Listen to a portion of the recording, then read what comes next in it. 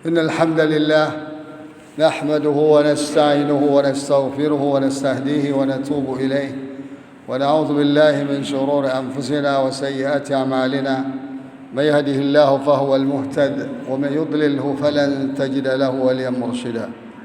أشهد أن لا إله إلا الله وحده لا شريك له وأشهد أن محمدا عبده ورسوله بلغ الرسالة وأدى الأمانة ونصح للأمة وتركنا على المحجة البيضاء ليلها كنهارها لا يزيغ عنها إلا هلك. اللهم صل وسلم وبارك على نبينا الكريم محمد بن عبد الله أرسله الله رحمة للعالمين. أما بعد فيا عباد الله أوصيكم ونفسي بتقوى الله فقد فاز المتقون. قال الله تعالى في القرآن الكريم: أعوذ بالله من الشيطان الرجيم. يا أيها الذين آمنوا اتقوا الله حق تقاته ولا تموتن إلا وأنتم مسلمون. Ma'asyiral muslimin, jamaah salat Jumat yang dirahmati Allah, mari kita tingkatkan takwa kita kepada Allah dengan melaksanakan semua perintah Allah yang ada dalam Al-Quranul Karim dan perintah Rasulullah SAW dalam hadis atau sunnah beliau. Kemudian kita juga harus bisa meninggalkan semua larangan Allah yang ada dalam Al-Quranul Karim dan larangan Rasulullah SAW dalam hadis atau sunnah beliau. Dan demikian insyaAllah kita bisa meraih derajat takwa yang sebenar-benar takwa. Salawat dan salam kita bacakan untuk Nabi kita Muhammad SAW, Rasulullah terakhir. Tidak ada lagi Nabi setelah beliau atau Rasul. Kalau ada orang yang mengklaim atau kelompok yang mengklaim ada Nabi, ada Rasul setelah Nabi kita Muhammad SAW, ketahuilah itu klaim kebohongan dan kebatilan. Tidak boleh kita yakini dan ikuti karena akan merusak dua kalimat syahadat kita. Asyhadu an la ilaha illallah wa asyhadu anna Muhammadar Rasulullah. Kemudian salawat dan salam kita bacakan untuk Nabi kita Muhammad SAW. Pada hari Jumat ini khususnya Rasul SAW menganjurkan kita umatnya untuk banyak-banyak berselawat kepada beliau. Lebih banyak dari hari biasa. Karena selawat itu manfaatnya banyak sekali dalam kehidupan kita, dan wabil khusus Allah suka dan senang kepada orang-orang yang berselawat kepada Rasulullah SAW. Dalam sebuah hadis dijelaskan, siapapun yang membacakan selawat kepada Rasulullah SAW satu kali, Allah akan berselawat kepadanya 10 kali. Kaum muslimin, jamaah salat Jumat yang dirahmati Allah, kehidupan di dunia ini secara umum, wabil khusus di Indonesia ini, negeri kita yang tercinta ini, semakin hari semakin tidak jelas arah dan tujuannya, semakin kacau. Hampir semua kejahatan ada. Semua kejahatan dan dosa di zaman dahulu sebelum Nabi kita Muhammad SAW, yang salah satu saja terjadi kalau sudah massal, itu bisa menyebabkan Allah hancurkan bangsa itu. Dan sekarang ada semua, ngumpul semua dalam kehidupan masyarakat kita. Coba kita lihat apa yang ada di Indonesia ini. Pembunuhan, kayak makan kerupuk terjadi. Yang mengerikan terjadi oleh aparat, baik polisi maupun tentara, TNI, oknum. Ini kan mengerikan. Ada yang salah dalam sistem pendidikan dan doktrin yang mereka terima. Ada yang salah dalam keteladanan budaya yang dikembangkan oleh para atasan atau oleh korps yang selama ini memang saya ingat karena saya kecil di zaman Orde Baru, kalau aparat itu ya sudah kita udah takut aja bawaannya. Karena dibuat sedemikian rupa, segahar mungkin, sesadis mungkin. Banyaklah cerita-cerita yang baik yang kita tahu pun yang kita tidak tahu, pembunuhan masyarakat, pengusiran masyarakat, tanah, soal macam-macam. di backing oleh baju loreng, terkenal itu zaman dahulu itu sampai hari ini. Backup Chinese, pengusaha hitam, mafia narkoba, mafia judi, mafia hukum, mafia tanah, apa saja mafia berkembang di kita ini. Karena ada backup, ada backingnya, dan mereka merasa apa ya? Merasa kuasa. Karena masyarakat belum pernah menang lawan mereka. Satu-satunya masyarakat menang tahun 98. People power menggulingkan kejahatan Orde Baru 32 tahun. Nah, di Orde Reformasi ini perkembangannya dahsyat, luar biasa. Semua kejahatan. Ya. Aborsi, kejahatan pembunuhan dari bayi. Ya. Coba lihat kejahatan masa lalu dicatat oleh Al-Quran. Semua kejahatan manusia ada. Kejahatan zaman Nabi Nuh alaihissalam, kejahatan di zaman Nabi Lut alaihissalam, kejahatan zaman Nabi Ibrahim alaihissalam, kejahatan di zaman Nabi Shu'aib alaihissalam, zaman Nabi Musa, zaman Nabi Isa. Itu ketika Rasulullah SAW dilahirkan dan diutus jadi Rasul, bumi dunia ini gelap dengan kejahatan. Makanya benar-benarlah Rasulullah SAW itu rahmatan lil alamin, agar alam ini selamat. Rahmat artinya dapat kasih sayang Allah. Karena alam ini ciptaan Allah, bukan wujud ada sendiri begitu. Diciptakan Allah by system, dan diatur juga by system, dan ditentukan baik buruknya juga by system. Katakanlah manusia, karena biang keladinya di alam ini manusia setelah iblis dan setan. Dua biang keladi di alam ini, jin dan manusia. Jin dan manusia itu ada yang kafir, itu yang biang keladinya, dan manusia juga, manusia kafir biang keladinya. Sekarang mah sudah kacau saja semua. Yang muslim kafir hampir sama saja kelakuannya sudah. Itu yang kita lihat hari ini. Kenapa? Ini perlu kita renungkan. Jangan dikira kita bisa hidup semena-mena, bisa hidup dengan kezaliman, dengan segala macam bentuk kejahatan dan dosa. Kita aman dari kontrol Allah, aman dari azab Allah. Tidak akan pernah aman. Karena manusia ini, alam ini ciptaan Allah. Dzalikumullahu rabbukum la ilaha illahu khaliqu kulli syai'in fa'buduh wa huwa ala kulli syai'in wakil. Surat Al-An'am ayat 102. Ini semua menunjukkan bahwa alam ini ciptaan Allah, termasuk manusia. Oleh karena itu, kalau mau manusia ini dan jin ini mau lurus kehidupannya, fa'buduh, la ilaha illahu wa fa'buduh. Akui, yakini tidak ada Tuhan yang berhak disembah. Artinya tidak ada sistem yang perlu diyakini yang bisa menyelamatkan alam ini kecuali sistem Allah dengan melalui proses ubudiyah. Fa'buduh, ubudiyah artinya at-ta'ah.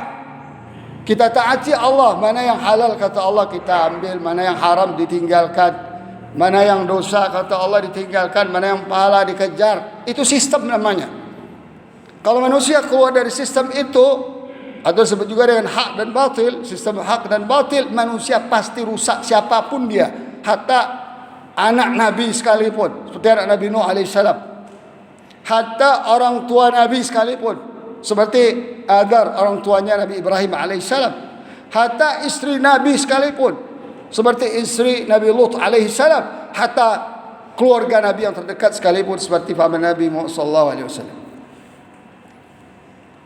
Jadi jangan kita menghayal bahwa kita bisa berbuat seenak-enak di dunia ini lalu kita akan lepas dari sistem Allah. Tidak akan ada yang lepas satupun. Wa huwa ala kulli syai'in qadir. Allah kuasa atas segala sesuatu. Bahkan Allah ceritakan umat-umat terdahulu dalam Al-Quran secara detail. Umat-umat besar yang Allah hancurkan, tokoh-tokoh besar yang Allah hancurkan. Konglomerat besar Allah hancurkan. Penguasa besar Allah hancurkan. Sejak dari kaum Nabi Nuh alaihissalam ditenggelamkan. Pada zaman dulu hutan masih perawan, alam ini masih perawan. Bukan karena ditebang hutan banjir. Allah yang mengirimkan banjir, hujan deras tak berhenti sampai tenggelam bumi ketika itu, dan bahkan gunung-gunung pun tenggelam. Kenapa? Persoalannya karena manusia tidak mau menyembah Allah. Karena Allah sudah katakan, wa ma khalaqtul jinna wal insa illa liya'budun. Manusia kita itu menyembah kuburan. Ada 5 kuburan orang soleh yang disembah, minta-minta. Dinasihati oleh Nabi Nuh, jangan, itu syirik. Minta langsung kepada Allah Ta'ala. Wa idza sa'alaka ibadi anni fa inni qarib ujibu da'watad da'i idza da'ad falyastajibu li wal yu'minu bi la'allahum yarshudun. Minta kepada Allah langsung, Allah akan kabulkan. Tak perlu pakai perantara minta sama Allah, itu syirik. Apalagi pada kuburan orang yang sudah mati. Orang yang sudah mati itu kita doakan agar diampunkan dosanya dan seterusnya, bukan minta-minta kepada mereka. Hatta seorang soleh sekalipun, tapi mereka tidak mau. 950 tahun Nabi Nuh berdakwah kepada mereka, mengalihkan mereka kepada tauhid dari syirik. Mereka malah membangkang dan ingin membunuh Nabi Nuh alaihissalam dan pengikut yang sedikit itu. Lalu tenggelamkan, selesai, habis. Tinggal cerita. Habis itu banyak lagi nabi-nabi bangsa-bangsa lain. Kaum Ad, kaum Samud, kaum Nabi Saleh, kaum Nabi Hud. Begitu juga Allah kasih kemampuan mereka, ilmu konstruksi yang luar biasa yang sampai sekarang nggak ada tandingannya. Mereka bisa merubah gunung-gunung batu menjadi istana-istana, bangunan yang luar biasa. Di antara ada di sekitar Jordania sana itu. Kita bisa lihat, saksikan. Nggak ada tandingannya dengan dunia konstruksi hari ini, teknologi konstruksi hari ini.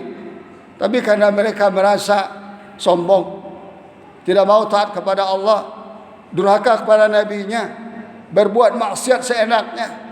Yang kaya menindas yang miskin, yang berpangkat menindas rakyat, penguasa menindas rakyat. Apa yang terjadi? Allah hancurkan mereka. Allah kirimkan angin kencang menghancurkan mereka. Allah kirimkan petir, kilat menyambar mereka. Habis mereka bergelimpangan. Selesai, tinggal sejarah. Begitu juga penguasa Namrud terbesar di zamannya, di zaman Nabi Ibrahim, nyembah berhala. Orang kalau sudah menyembah berhala, sistem hidupnya pasti kacau. Kalau sudah berhala dengan Tuhan, pasti sistem hidupnya kacau. Yang halal jadi haram, yang hak jadi batil, yang batil jadi hak. Yang kuat akan menindas yang lemah. Begitu akan terjadi kekacauan. Makanya solusinya kembalikan ubudiyah itu, ketaatan itu kepada Allah sebagai Tuhan pencipta. Nah, kalau itu sudah tidak ada, kezaliman akan merajalela.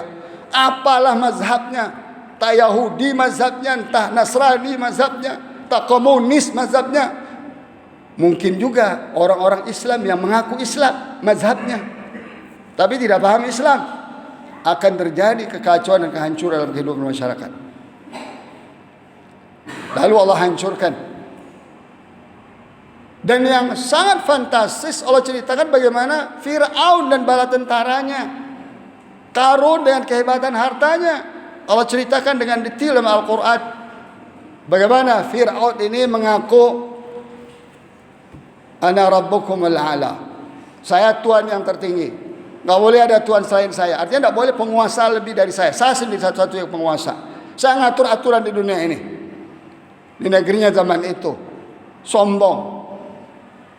Allah utus Nabi Musa, Nabi Harun untuk membawa dia ke dan bala tentaranya dan para pembesarnya, para pengusahanya termasuk Qarun, untuk kembali jalan Allah yang lurus, tapi tidak mau dan bahkan berupaya selalu untuk membunuh Musa alaihissalam. Apa yang terjadi? Allah tenggelamkan.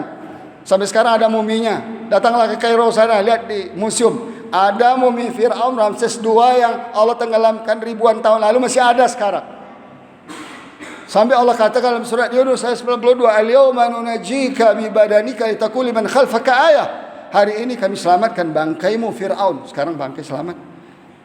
Agar menjadi pelajaran bagi orang yang datang setelah engkau. Tapi ternyata manusia memang lalai, manusia memang sombong. Gak banyak yang bisa menjadikan pelajaran bagi Fir'aun itu. Apa yang terjadi? Allah tenggelamkan dia. mati di sebuah wilayah ketakutannya sendiri. Karena kalau sudah melawan Allah, Allah punya berjuta-juta cara. Dan yang paling unik adalah mematikan si penjahat itu, si yang zalim itu, penguasa bandit itu di wilayah yang dia tempat takuti, atau di kondisi yang paling dia takuti. Berlanjut zaman Nabi Muhammad SAW, kesombongan orang Quraisy, kafir Quraisy. Ada Abu Lahab, luar biasa kesombongannya.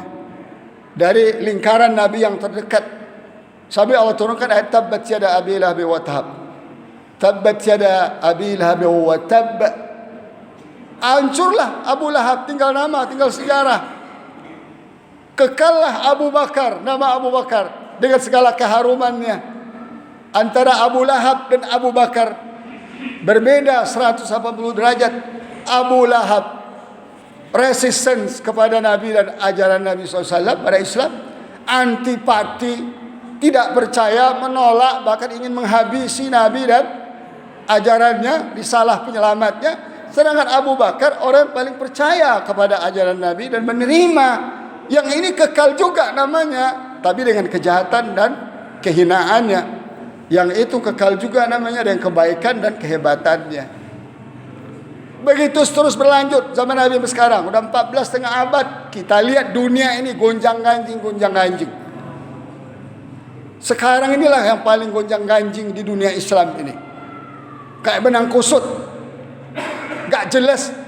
Problem bukannya bertambah kurang, masalah bukannya bertambah mengecil, tapi semakin hari semakin membesar. Kenapa? Manusia sudah berpindah dari menyembah Allah kepada menyembah dunia.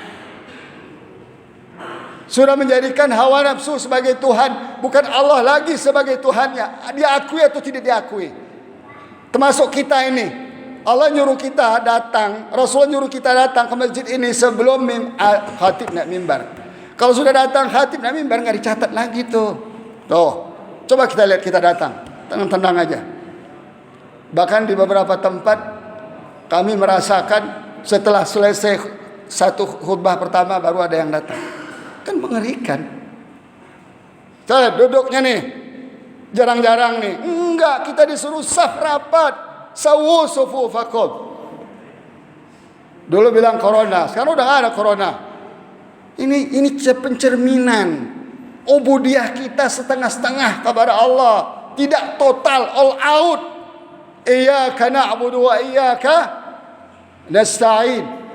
Seperti yang kita akui sendiri, hanya kepada Engkau kami menyembah ya Allah, hanya kepada Engkau kami minta tolong. Buktikan dong dalam semua aspek kehidupan kita. Kita harus minta tolong kepada manusia, minta tolong kepada jin, kepada setan, kepada uang, kepada pangkat, kepada kedudukan. Dan itu semua menggeser permintaan tolong kita kepada Allah Subhanahu wa taala. Ketika itulah terjadi kesyirikan tanpa kita rasa, tanpa kita ketahui. Kaum muslimin rahimakumullah. Oleh karena itu, kita tidak akan lepas dari sistem Allah. Allah ciptakan kita dari tidak ada menjadi ada sekarang, nanti mati lagi, Allah matiin, nanti Allah hidupkan lagi, nanti Allah kembalikan. Lihat surah Al-Baqarah 28. Kita tidak akan lepas dari dua kelompok manusia saja.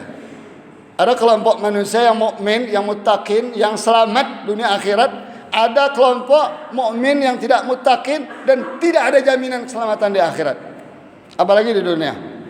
Kalau orang kafir kita nggak usah bicara, udah jelas. Kita nih orang mukmin ini harus berubah, ini harus merubah ini pola-pola keberislaman kita, beragama kita. Karena pola-pola begini ini nggak akan menyelamatkan kita dari murka Allah, tidak akan membawa kita kepada ridha Allah.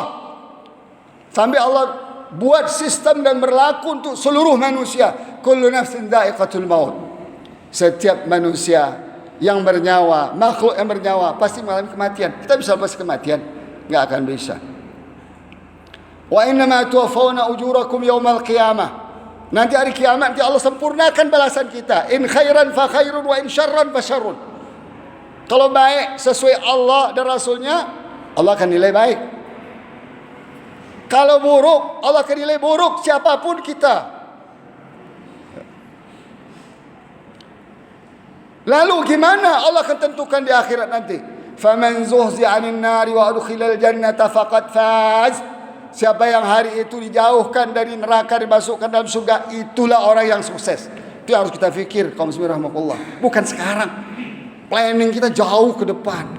Sukses yang kita maksud bukan dapat uang, dapat rumah, dapat mobil mewah, tanpa tahu halal dan haram, seruduk serana sini, seruduk sana sini. Nggak akan menyelesaikan masalah. Buat masalah. Pola hidup kita yang kacau akan buat masalah. Karena penilaian Allah sudah pasti. Ada aturannya, ada standarisasinya. Faman ya'mal mithqala dzarratin khairan yarah wa man ya'mal mithqala dzarratin syarran yarah. Sebesar inti atom pun nggak akan pernah Allah lewatkan catatan amal perbuatan kita yang baik maupun yang buruk. Itu yang harus kita kejar, sukses akhirat itu. Kalau sukses dunia ini bisa berbahaya. Banyak orang ngejar sukses dengan cara yang haram, cara yang batil, cara membunuh orang. Cara membunuh orang. Dan ini kita lihat sampai dengan mata kepala kita hari ini. Mengerikan memang.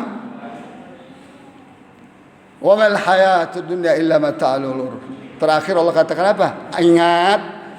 Ingat kalian wahai manusia, apalagi manusia mukmin, dunia inilah batu sandung kalian yang membuat masalah hidup kalian dunia dan akhirat. Karena kehidupan dunia inilah kehidupan sedikit yang menipu, tidak seberapa menipu. Yang paling kaya terkenal zaman dulu Qarun, Allah tenggelamkan dalam bumi. Paling kuat, paling kuasa zaman dulu Fir'aun, Allah tenggelamkan di Laut Merah. Semua tenggelam. Coba tunjukkan pada kita siapa penguasa zalim, jahat, bengis, jauh dari Allah, tidak takwa kepada Allah, tidak sayang pada rakyatnya. Siapa pengusaha-pengusaha hebat? Siapa tokoh-tokoh besar yang selamat dari azab Allah dan selamat dari kematian? Sampai ini nggak ada, tinggal sejarah. Kita juga akan begitu. Waktu kita lihat kejahatan-kejahatan zaman Orde Lama, Orde Baru, kita lihat nggak pernah mereka yang kekal abadi pelaku-pelaku kejahatannya, mau yang kecil apalagi yang besar. Nah kita kaum muslimin rahimakumullah, alhamdulillah ada bimbingan dalam Al-Quran. Jangan sampai terbawa kita oleh arus yang berkembang. Jangan kita sampai terbawa oleh situasi yang berkembang. Karena situasi hari ini sangat mencekam dan sangat mengerikan bagi yang faham. Tapi bagi orang yang telah buta matanya, telah mati hatinya, telah peka telinganya, mungkin dia merasa aman-aman saja. Tapi ingat, ancaman Allah sudah di depan mata kita kalau kita tidak kembali kepada Allah Subhanahu wa taala. Oleh karena itu, mari kita merenung semua setiap kasus peristiwa terjadi di negeri kita, renungkanlah. Itu alarm, peringatan, tanbih dari Allah agar kita kembali kepada Allah. Wa anibu ilallahi jami'an ayyuhal mu'minun la'allakum tuflihun. Kembalilah kita kepada Allah semuanya. Kita yang beriman ini prioritas. Kalau orang kafir mah susah, tunggu hidayah. Dia dapat hidayah balik, kalau dia nggak balik. Nah kita orang mukmin, kalau sama aja dengan orang kafir, kelakuan kita, sifat kita, gaya hidup kita, lifestyle kita, orientasi hidup kita, lupa akhirat, hanya dunia yang kita kaji, yang kita kejar, tidak pernah melihat halal dan haram. Ingatlah nasib kita tidak akan beda dengan mereka. Bacalah Al-Quran, bacalah hadis, bacalah sejarah, kita akan menemukannya. Semoga Allah berikan hidayah kepada kita semua insyaallah. Barakallahu li wa lakum fil Qur'anil azim wa nafa'ani wa iyyakum bima fihi min ayati dzikril hakim. Fataqabbal minni wa minkum tilawatahu innahu was-sami'ul alim.